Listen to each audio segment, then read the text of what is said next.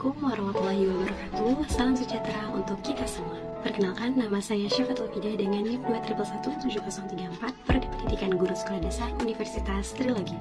Pada kesempatan video kali ini, saya akan membahas materi tentang pencernaan makanan guna memenuhi tugas ujian tengah semester pada mata kuliah konsep dasar IPA dengan dosen pengampu Ibu Sulistiani Putri Ramadhani SPD MPD. Yang pertama, konsep dasar pencernaan. Pencernaan ialah sebuah sistem dalam tubuh manusia yang terdiri dari saluran-saluran pencernaan atau alimater, yaitu tuba maskular yang melentang dari mulut sampai anus, dan organ-organ aksesoris seperti gigi, lidah, kelenjar salivah, hati, kandung empedu, dan pankreas yang berfungsi untuk menyediakan makanan, air, elektrolit bagi tubuh dari nutrisi yang dicerna sehingga siap untuk diabsorpsi. Maka dari itu, manusia juga membutuhkan energi untuk melakukan aktivitas sehari-hari. Energi yang biasanya didapatkan dari mengonsumsi makanan dan minuman. Yang nantinya makanan itu akan diolah menjadi energi dalam tubuh kita. Untuk mencerna makanan, manusia itu mempunyai organ-organ pencernaan makanan. Sistem pencernaan makanan itu dimulai dari mulut sampai anus. Setelah diproses dalam tubuh, makanan dan minuman yang dikonsumsi akan dikeluarkan oleh tubuh dalam bentuk feses. Yang kedua adalah fungsi nutrisi dalam makanan. Menurut WHO, nutrisi itu penting untuk tubuh agar mampu menangkal penyakit, menjaga kesehatan, dan pertumbuhan. Nutrisi yang dibutuhkan di tubuh itu tidak hanya vitamin dan mineral saja. Zat-zat lain juga perlu dipenuhi agar tubuh tetap sehat. Selanjutnya, yang ketiga adalah saluran pencernaan manusia. Yang pertama ada mulut. Mulut adalah awal dari saluran pencernaan. Faktanya, proses pencernaan manusia itu dimulai bahkan sebelum proses menggigit.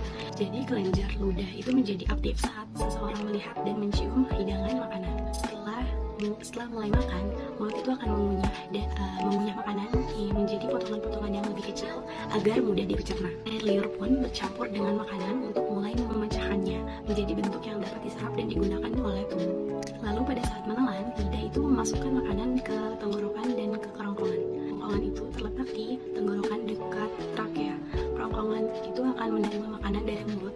Saat proses menelan, epiglotis adalah lipatan kecil yang terdapat di tenggorokan saat seseorang itu menelan untuk mencegah kejadian tersedak. Yang ketiga ada lambung. Lambung ialah organ berongga atau wadah berfungsi untuk menyimpan makanan saat sedang dicampur dengan enzim pencernaan. Enzim ini itu melanjutkan proses memecahkan makanan menjadi bentuk yang dapat digunakan. Yang keempat ialah usus halus. Usus halus adalah tabung berotot sepanjang 22 kaki atau sekitar 8,25 meter yang berfungsi untuk memecahkan makanan menggunakan enzim yang dilepaskan oleh pankreas dan empedu dari hati.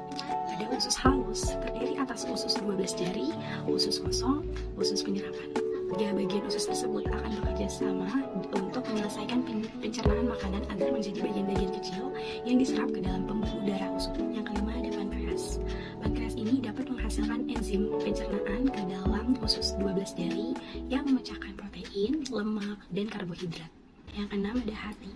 Hati ini memiliki banyak fungsi, tetapi tugas utamanya dalam sistem pencernaan ialah memproses nutrisi yang diserap dari usus kecil. Empedu dari hati yang dikeluarkan ke usus halus juga memainkan peran penting dalam mencerna lemak dan beberapa vitamin. Hati juga berfungsi untuk mendetoksifikasi bahan kimia berbahaya atau beracun. Yang ketujuh ada kantong empedu. Kantong empedu ini berfungsi menyimpan dan mengangkatkan empedu dari hati dan kemudian melepaskannya ke dalam usus 12 jari di usus kecil ini untuk membantu menyerap dan mencerna lemak. 8. Usus besar. Usus besar adalah tabung berotot sepanjang kurang lebih 1,82 meter untuk menghubungkan usus kecil ke rektum. Usus besar ini antara lain terdiri dari satu, kolon ascendens yang sebelah kanan, kolon transversum melintasi kolon descendens itu sebelah kiri, dan kolon sigmoid yang berhubung ke rektum. Usus ini bertanggung jawab untuk memproses limbah yang tersisa dari proses pencernaan. Limbah atau kotoran dilewatkan melalui usus besar dengan cara peristaltik. Nomor 9 ada rektum. Rektum ini adalah ruang lurus 8 inci yang menghubungkan usus besar ke anus. Garis rektum adalah menerima tinja dari usus besar dan mengirim sinyal ada tinja yang harus dievakuasi atau dibuang keluar. Yang ke-10 ada anus. Anus ini adalah bagian dari terakhir dari saluran pencernaan. Organ ini berbentuk saluran sepanjang 2 inci atau 5,08 cm yang terdiri dari otot-otot